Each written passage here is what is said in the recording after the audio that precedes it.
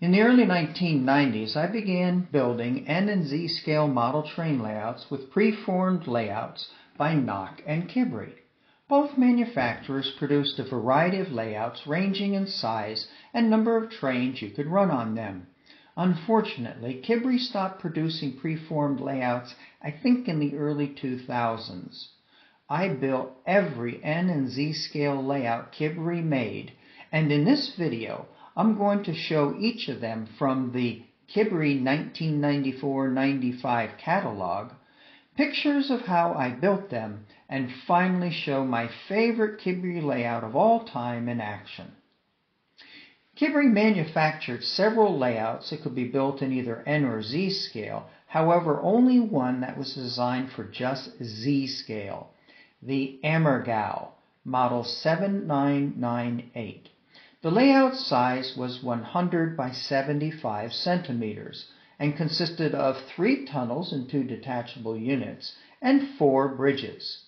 The layout design was basically the same as Nock's Cortina, with 2 main lines, an outer oval and an inner over and under loop with some twists and turns.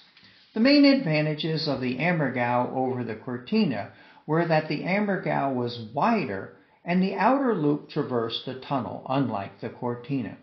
On the other hand, I really liked the scenery on the Cortina better. The smallest of the NZ layouts was the Akenzi, model 7992, coming in at 80 by 60 centimeters. It consisted of 2 small track ovals, 1 tunnel for both loops, and 3 bridges. It was a nice layout for very small spaces.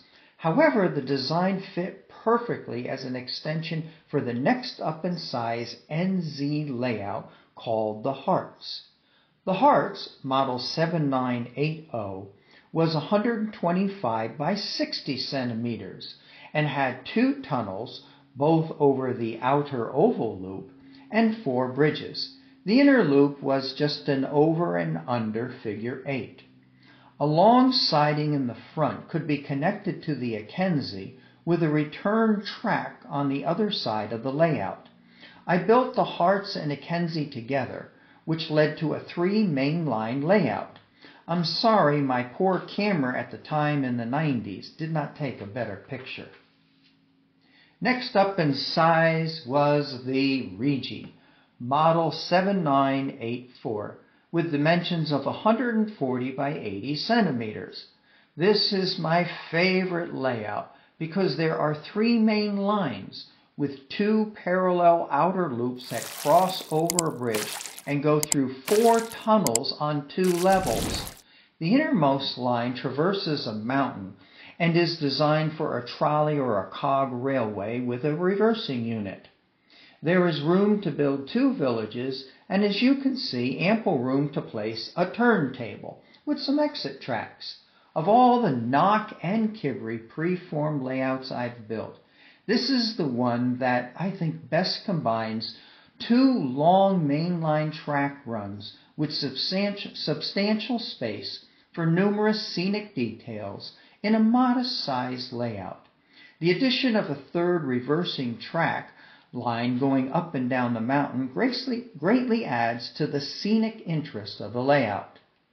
This is the best design N or Z scale preformed layout, whether Kibri or Nock, that I've ever built, and I think it's just the best one that has ever been built.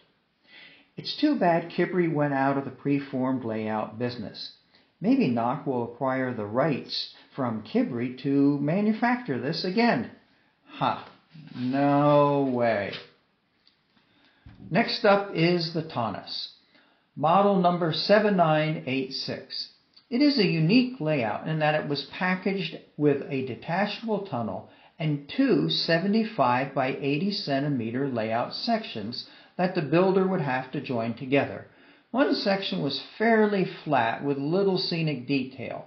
The other consisted of an over and under loop with 3 bridges, a stream, and a place to put the tunnel. As with a number of Kibri layouts, it had 2 parallel, somewhat longer main lines. I built 2 of these in N scale in the mid-late 1990s, and saved pictures of them on a floppy disk. Unfortunately, the cutting-edge technology of the 80s and 90s, floppy disks, flopped, and I lost all the pictures of all the train layouts that I had made on those floppy disks.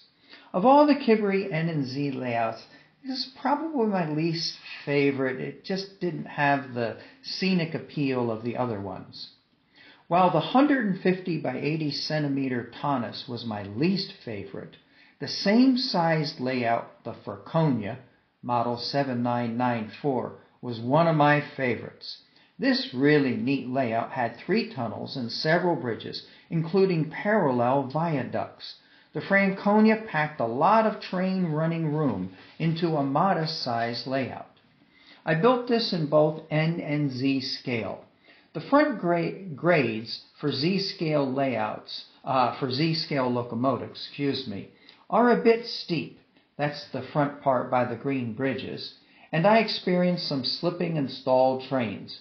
However, the grade inclines through the tunnels were not as steep, and most of the Z-scale locomotives had no problems making it up to the upper level.